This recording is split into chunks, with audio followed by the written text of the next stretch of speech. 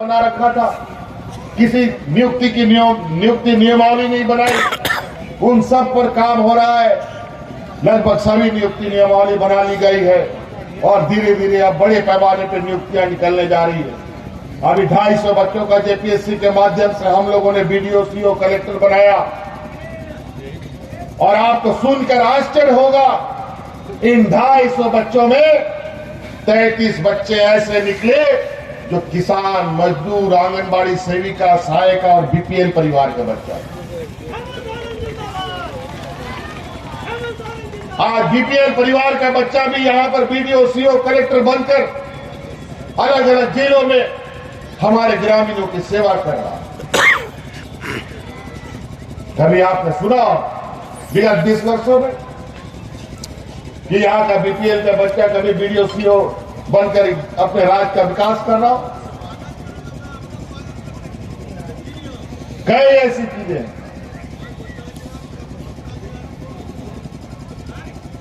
आज आप लोगों को जरूर कुछ चीजों में समस्याएं हैं। समस्या होगी कैसे नहीं, हर चीज तो हमें अब जुगाड़ करना पड़ रहा है इस राज्य को आगे बढ़ाने के लिए।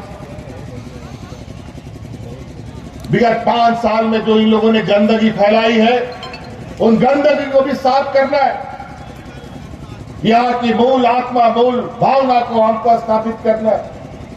यहां के सभ्यता, यहां की संस्कृति, यहां के लोगों की सोच और विचार के साथ इनके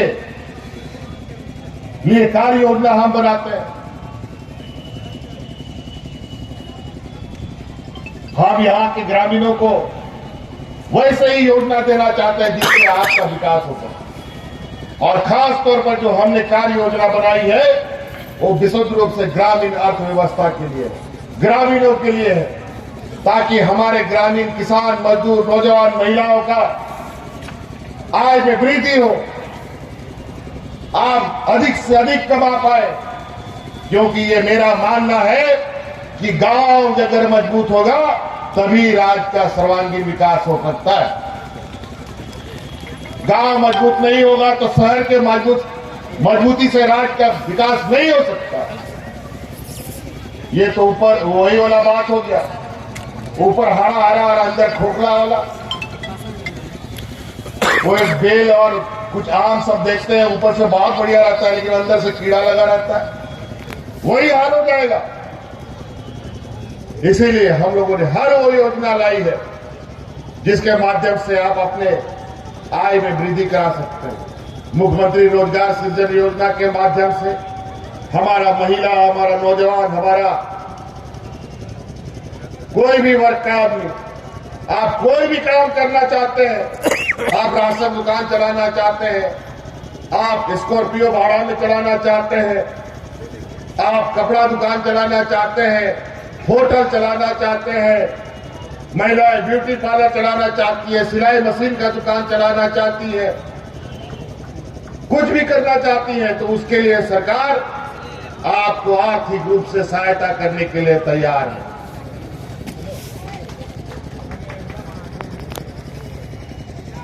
काम कीजिए, पैसा कमाइए और अपना सर्वांगीण विकास कीजिए, घर परिवार को बेहतर से पालिए। और आपके बच्चों की पढ़ाई के लिए तो हम लोगों ने व्यवस्थाएं बनाई।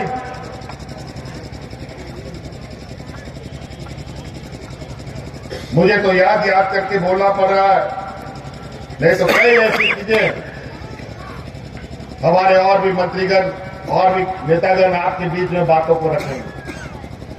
लेकिन ध्यान रहे, यहां पर कुछ ऐसे लोग हैं जो हमारे विपक्ष के लोग, जो लोग इस राज्य में रहने वाले लोगों को ठगों का राज बोलते हैं। क्या जी, आप लोग ठग हैं क्या? है? आप लोगों को ठग बोला जा रहा है, झारखंडियों को ठग बोला जा रहा है, तो ऐसे लोगों को मुंह तोड़ जवाब देना है कि नहीं देना है? झारखंडियों को ठगों का राज बोलता है सब बेमान लोग, और यहां का 32 का खतियानी लोगों को बोलता है बांग्लादेश। यही हमारे विपक्षियों का चाल और चरित्र है। इन लोग का यही है, लोगों को लड़वाओ एक दूसरे से, तभी इन लोगों की राजनीतिक रोटी से। जो इस राज्य के लोगों को ठग बोलता हो, उन लोग को घर वर में मत घुसने दीजिएगा, गांव में घुसने मत दीजिएगा, नहीं तो आपका घर द्वार सब नाश कर देगा, बता देते हैं। जिंदाबाद जिंदाबाद। खदियान का विरोधी, जो खदियान का विरोधी है वो राज का भी विरोधी है, राज का विरोधी होगा। आज हम जिस आंदोलनकारी और जिस वीर सपूतों की वजह से हम लोगों ने ये राज पाया है, अगर खतियान का विरोध है तो हमारे उन आंदोलनकारियों का, जिन लोगों ने खून बहाया है, उन लोगों का अपमान और उनके संघर्ष को हम ठेस नहीं पहुंचाने देंगे। उसके लिए कुछ भी करना पड़े। एक प्रकार जो आया सो बोल दिया। और जब हम हक अधिकार मांगते हैं, आप लोगों को सुनकर आश्चर्य होगा, हमारे भारत सरकार के करतूतों का और हमारे सौतेलापन का बिजली कट के हो जाता है, क्योंकि 2-3 हजार करोड़ रुपए का बकाया है और हमारा बिजली कट रहा है। लेकिन वही भारतीय जनता पार्टी शासित राज्यों में बिजली का बकाया लाखों में है, 1 लाख करोड़ रुपया, 50,000 करोड़ रुपया, लेकिन उसके राज्य में बिजली नहीं कटेगा, क्योंकि भारतीय जनता पार्टी शासित राज्य है। और यहां चूंकि उनका सरकार बेदखल हो चुका है, तो इनके प्रकार बिजली कंपनियों को चाबी करो और यहां के लोगों को परेशान करो। पैसा देने के बाद भी हमें अनाज नहीं मिलता है, ताकि हमारे गरीब लोग भूखे मरे और सरकार गाली खाए। पिछले सरकार में 11 लाख राशन कार्ड इन लोगों ने डिलीट कर दिया था, लेकिन हमारी सरकार ने 20 लाख नया राशन कार्ड बना करके गरीबों में बांटने का काम किया है। जिंदाबाद जिंदाबाद जिंदाबाद जिंदाबाद।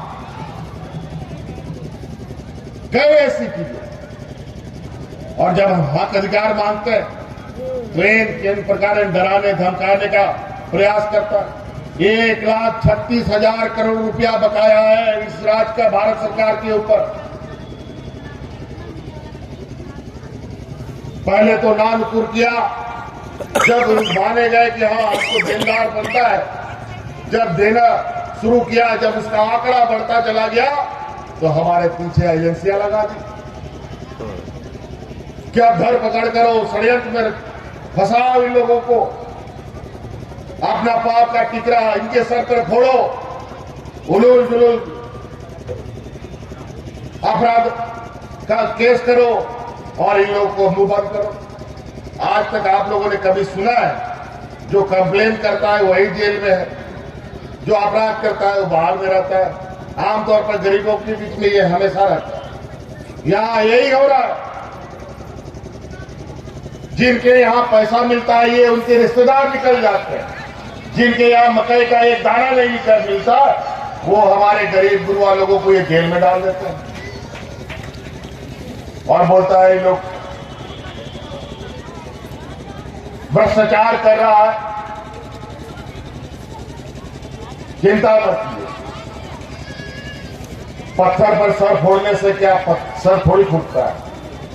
अब वही काम है, झारखंडियों का शरीर आंदोलन करते करते इतना मजबूत हो चुका है कि तुम सर पटकते रहोगे, हमारा कुछ नहीं बिगड़ेगा, लेकिन सर जरूर तुम्हारा फूट जाएगा।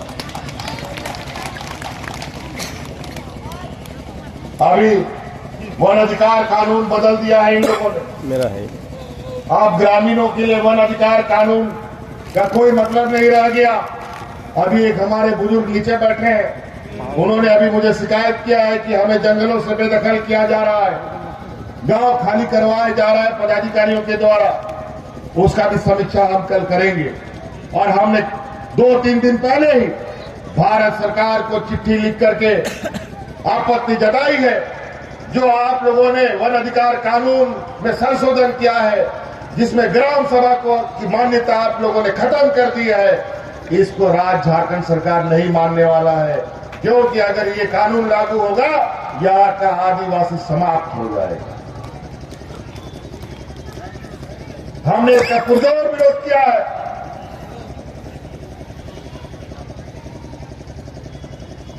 इसीलिए कल इस विषय पर हम विस्तृत रूप से यहां शायद उसी को लेकर कुछ घटनाएं घट रही हैं, क्योंकि व्यापारी लोग बहुत बड़े पैमाने पर षड्यंत्र रचने में कामयाब हो जाते हैं। लेकिन हम लोग भी जब तक नजर में आता है, थोड़ा देर से जरूर आता है लेकिन आ जाता है नजर में, लेकिन अब वो पकड़े जाते हैं, कुछ भी चोरी करते हैं। अब आपको नए नए बहला फुसला करके ये लोग अपने मुद्दों से भटका देंगे, कभी हिंदू, कभी मुसलमान, कभी सिख, कभी गौ तस्करी की कभी गाय तस्करी। अजीब हालत है इस राज्य में। यहाँ का आदिवासी, यहाँ का मूलवासियों के पास जो धन संपत्ति है, यहाँ का पशुधन ही इसका धन संपत्ति है। और यहाँ का आदिवासी मूलवासी गाय गोरू अगर खरीद बिक्री करे तो इन लोग को बोलता है गौ तस्करी करता है। अजीब हालत। और इनका संसाधन भी, इनका जो षड्यंत्र भी है वो इतना चालाक और चतुर है कि लोगों को प्रभावित करने में सफल भी हो जाता है।